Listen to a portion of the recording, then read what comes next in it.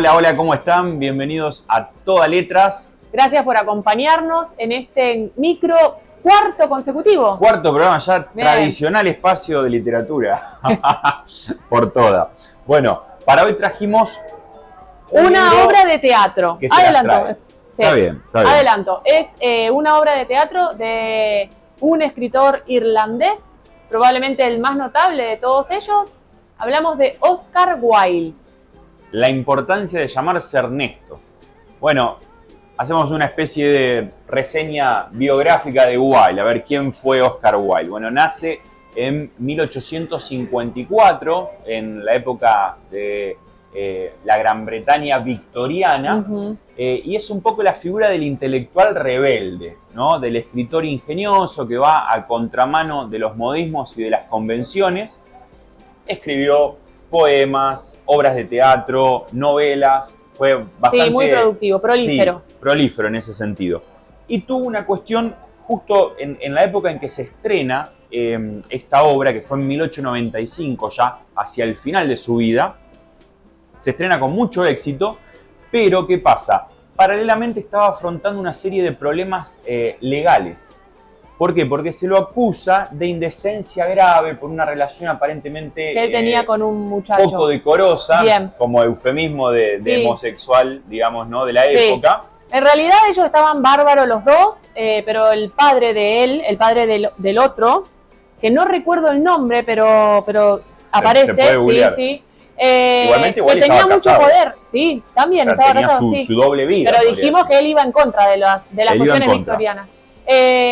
Bueno, y el padre del otro muchacho empezó a hostigarlo a él y le mandaba notas a los lugares. Y Wilde es el que lo denuncia. Wilde denuncia, pero finalmente el juicio le recae a él como culpable. 2 años de prisión y trabajos forzados. Bien. No es poco. A partir de eso, cuando él sale de la cárcel 2 años después, escribe la balada de la... Pero no me quiero equivocar. De la cárcel de Reading. De la cárcel de Reading. Y esa balada tiene ya un tono mucho más serio, más lúgubre, más melancólico de lo que él Pareciera venía otro escribiendo. escritor, digamos, Exacto. Y después de ahí, él ya no escribió más.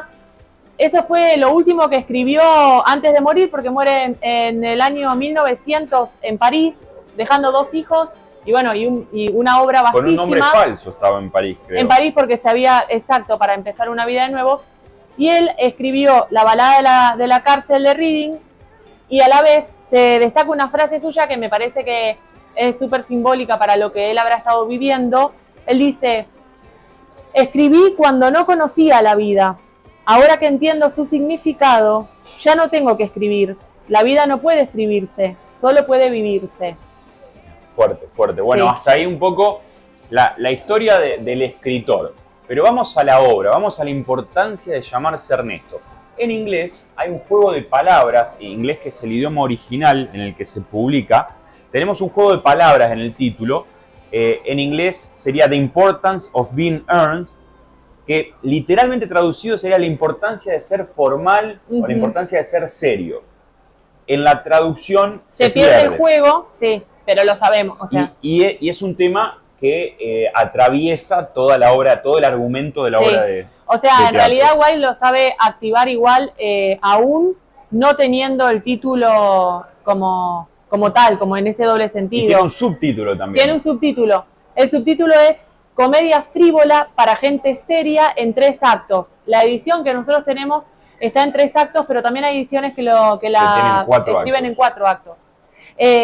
Tiene su campaña la edición. Sí, ese subtítulo es muy, muy identificador con respecto a la obra, porque esto de comedia frívola para gente seria, Sí, ya siempre va a arrancaría- estar esa tensión ahí entre lo frívolo y lo serio, y es un rasgo bien de lucidez, de picardía. La ironía que tiene. desde la primera página, ¿no? Exacto, sí. Bueno, ¿de qué va un poco el libro? ¿De qué va el argumento?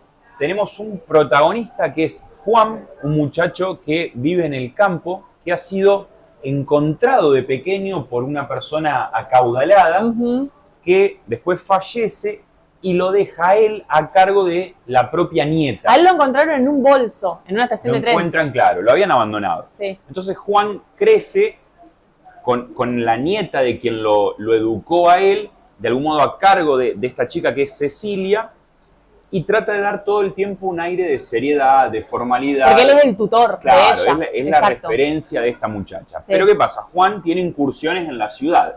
Se va a la ciudad cada tanto y ahí se llama Ernesto. Ahí asume otra identidad y es licencioso. En la ciudad, en Londres, se encuentra con el otro protagonista de la historia. Son dos protagonistas jóvenes, que es Algernon. Bien. Y Algernon, en realidad la obra comienza con él como personaje en escena, en su sala muy, muy bonita, porque es un muchacho también acaudalado, victoriano. Y Algernon también tiene una estrategia similar a la que tiene Juan Ernesto, pero él lo que hace es inventarse un amigo que vive enfermo, que es como un enfermo crónico, y entonces cuando él se quiere, cuando él se quiere retirar de la ciudad, porque... Cuando necesita una excusa, exacto, necesita la excusa de una reunión social, sobre todo, tiene una tía medio pesada y a veces, bueno, se va con su amigo Bunbury, ahí surge el bumburismo. Claro, el bumburismo. Ojo con estar haciendo bumburismo. El que inventa excusas todo el tiempo para zafar de los compromisos sociales que tiene, ¿no? Exacto. Bueno, en el final se terminan revelando las identidades por una cuestión de relaciones amorosas, quedan al descubierto estas mentiras que venían llevando adelante Juan y Algernon.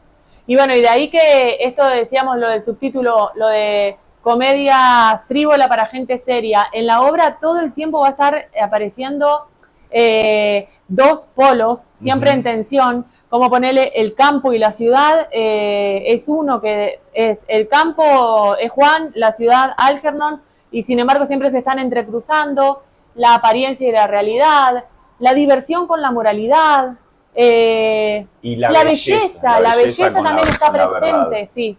Sí, hay continuamente como una necesidad de desdoblamiento en los personajes, que por ahí es un poco lo que pasa hoy con el tema de las redes sociales, en donde por ahí mostramos como la cara idílica, como esa cara que quisiéramos. Somos el Ernesto en la obra sostener todo el tiempo, claro. Pero bueno, la realidad después muchas veces da por tierra con todo eso. Exacto. Lo primero que uno podría pensar es, en las primeras páginas de la obra, es que el propio Wilde se está escondiendo un poco atrás del personaje Algernon, porque en lo que le hace decir en sus parlamentos, Algernon tiene muchas críticas precisamente a la sociedad victoriana. Sí, es muy punzante. Muy irónico, sagaz. Bueno, siempre tiene... Uno lo empieza a leer y dice, este es el alter ego siempre tiene ingenio. Wilde. Exacto, sí. Después te vas dando cuenta que en realidad todos los personajes funcionan así. Son personajes muy ingeniosos, pero que en un punto también es como lo que charlábamos, medio que juega a favor pero en contra, en el sentido de que le quita verosimilitud al personaje, ¿no? Como que vos me decías, le quita encarnadura. Sí, porque es como que todos los personajes son como muy ocurrentes, muy contestatarios. Está todo muy arriba. Claro, Entonces, no hay ninguno sonso. Sí, pareciera que los personajes son más estereotipos que personajes. Exacto. Bueno, para poner un ejemplo, al principio Algernon, en su casa, hablando de la pieza que acababa de tocar en el piano, dice: no toco correctamente, todo el mundo puede tocar correctamente, pero toco con expresión admirable. En lo que al piano se refiere, el sentimiento es mi fuerte, guardo la ciencia para la vida. Cuando seguimos un poquito, unas líneas más, esto elegimos compartirlo porque es la manera más sí, si lo contábamos lo echábamos a perder. De traer a Entonces, la literatura. Lo leemos. Algernon sigue hablando con su criado y le consulta sobre el matrimonio. El criado le dice: no he estado casado más que una vez. Fue a causa de un error entre una muchacha y yo. Y Algernon le responde: no sé si me interesa mucho su vida familiar, Lane.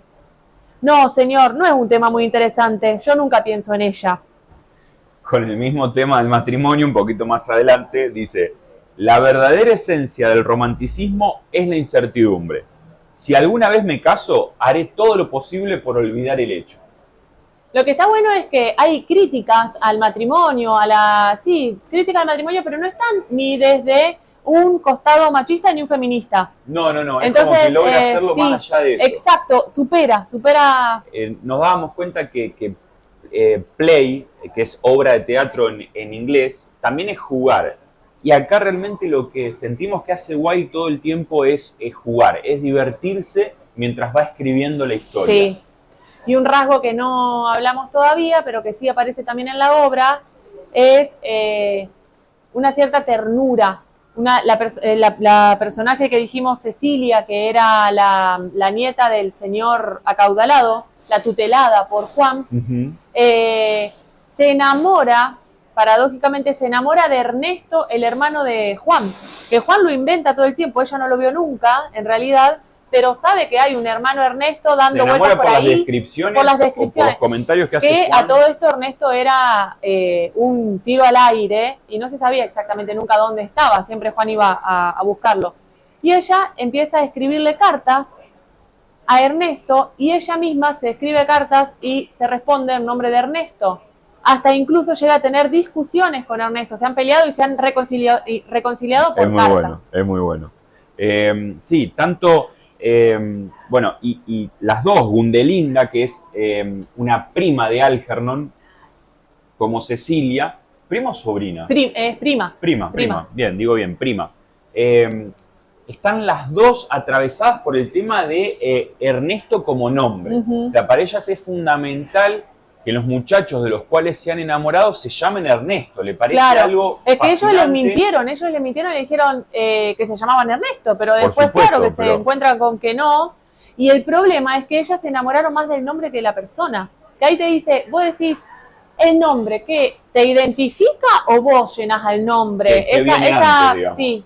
Hay una reflexión interesante que trae la obra ahí. Sí, tiene mucho que ver, el problema de la identidad, ¿no? De la identidad. Uno de los principales problemas del ser humano.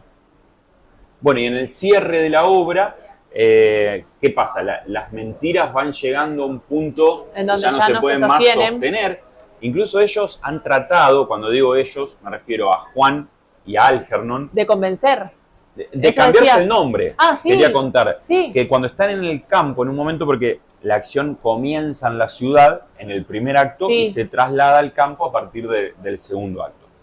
Estando en el campo, ante el aprieto de necesitar llamarse Ernesto de alguna manera, le piden... Tanto Juan como Algernon los dos, por separado, se comunican con el reverendo Casulla. Ajá.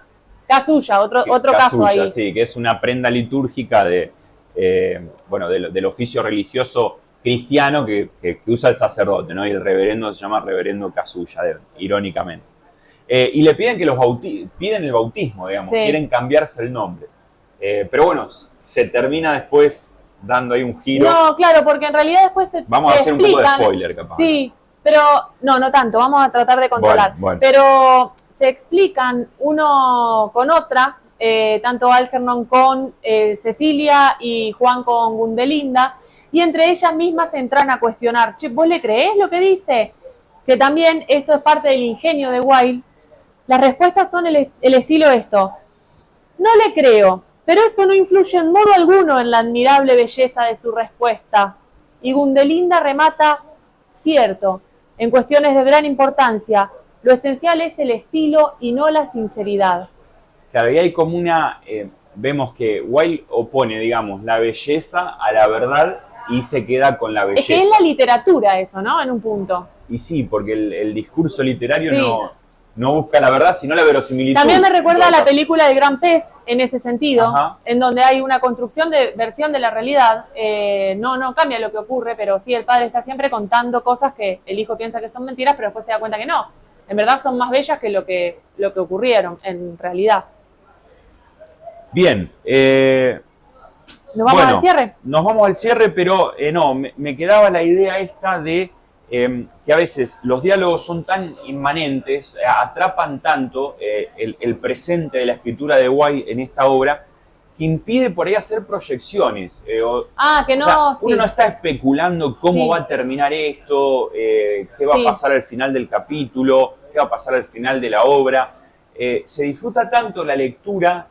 Sí, que aún si hubiésemos contado el final, no afecta para nada el disfrute. No, exacto. Porque la escritura no igual estás pensando cómo va a resolverse esto, porque siempre estás en un caos que... No necesita del misterio. Exacto, de va más allá de nada. todo eso.